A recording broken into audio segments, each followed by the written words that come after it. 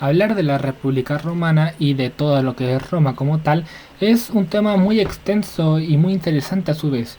Pero primero me gustaría hablar, antes de hablar de todo lo que es la civilización romana y la República Romana, quisiese hablar sobre las legiones porque se habla muy poco de ellas para mí, según para mí.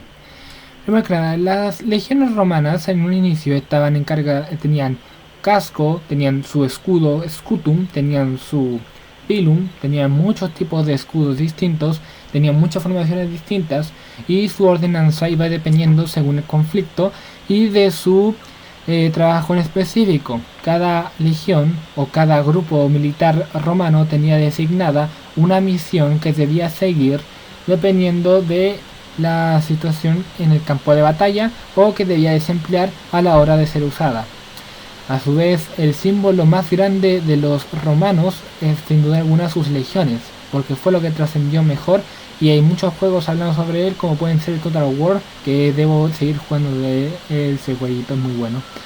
Y es de mucha estrategia, al igual que en la vida real, que era muy estratégica.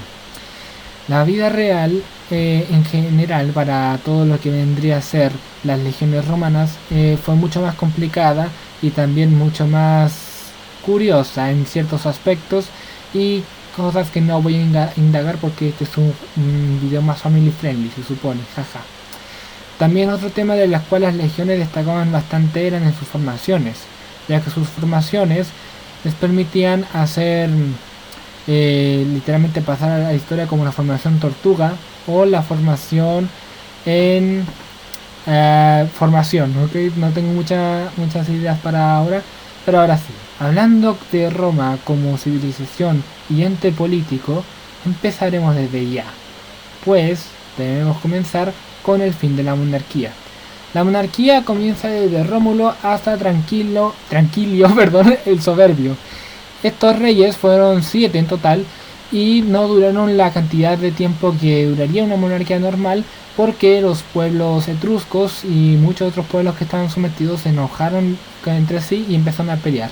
Los pueblos itálicos, los pueblos latinos, los pueblos grecolatinos y los etruscos eran los que se asentaron en la península itálica en un inicio y a su vez fueron los que después se fueron uniendo y creando después lo que sería el pueblo romano. A su vez, el personaje de Pirro de Epiro, rey de Epiro, y el primero que hizo el contacto entre las tierras romanas o los romanos y el pueblo helénico o griegos también. Este rey se asentó temporalmente en el sur de la península itálica, es decir, Sicilia continental. Después va por varios conflictos y por falta de querer estar ahí las perdió. Ahora vamos con el inicio de la República. La República fue el ente político que tomó lugar en este tiempo de guerras civiles y trajo estabilidad a la República Romana. Bueno, ahora República Romana porque antes era monarquía, jaja. Después de un tiempo se fue asentando la República o la Roma que todo el mundo conoce con el SPQR, que en siglas latinas significa el Senado y el pueblo romano. Hay una canción muy buena de eso, también por si les interesa. No es mía. La República Romana también fue marcada por hartas épocas fuertes de guerras internas y también guerras en toda la península itálica. También el Senado, el famoso Senado de los romanos, es el símbolo clave de ellos, ya que era literalmente lo que nos trajo, que nos enseñó actualmente cómo se manejan los gobiernos actualmente la mayoría de las veces a través de un Senado, un Congreso y muchas otras cosas más. Y ahora vamos con la Primera Guerra Púnica. La Primera Guerra Púnica fue el conflicto de la República Romana y Cartago, el primer gran conflicto de Roma después de mucho tiempo al estar asentada en la península itálica, peleado por ella y todo lo demás. Este fue su primer gran conflicto, su primera prueba.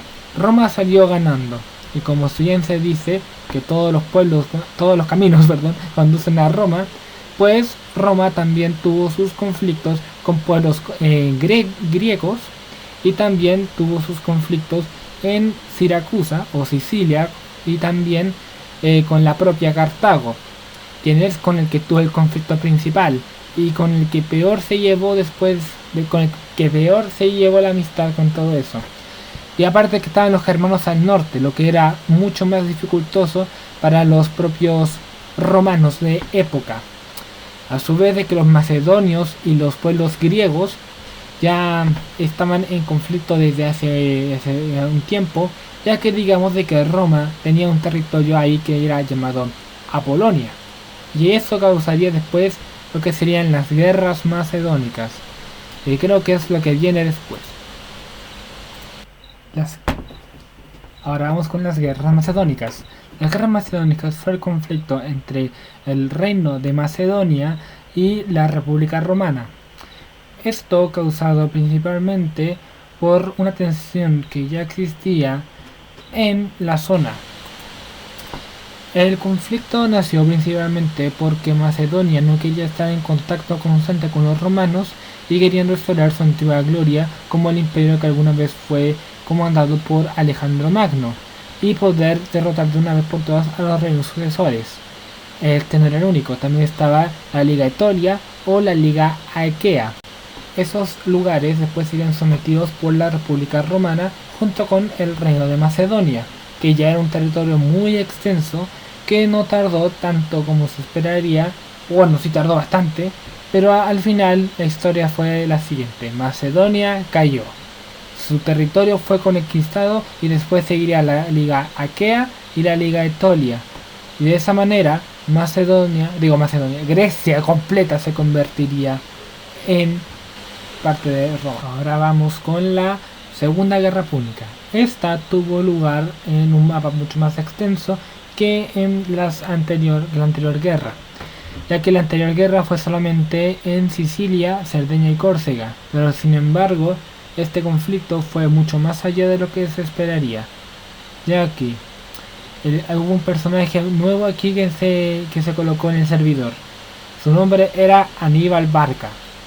Este personaje fue el que tomó la iniciativa de hacer una encrucijada mucho más grande hasta Roma. Usando los territorios que tenían en Hispania, pasaron por el norte de esta, por los Alpes, peleando con algunos celtas por ahí, o galos, bien dicho, y llegando desde el norte de la península itálica, que estaba desprotegida ya que pensaba que los cartagineses iban a pelear por agua, y así no fue como la guerra anterior. ¿Qué aconteció después? Pues que la idea de Aníbal Barca sí funcionó, ya que su ejército logró traspasar los Alpes y muchas más montañas, y también soportaron a los celtas y galos. Igual, a pesar de que los romanos no se la esperaban, igual acabaron perdiendo. La Tercera Guerra Púnica. Muy bien. Como ya habían notado, me salté un montón de partes en todo esto. Pero no es que haya sido porque quería acabar el video pronto, sino porque estaba yéndome demasiado acelerado. Pero no se va a acabar todavía, porque les voy a hablar acerca sobre cómo fue la Tercera Guerra Púnica. Fue cortita, ya que fue principalmente el ataque a la ciudad de Cartago, porque Cartago ya prácticamente no tenía territorio para ese momento.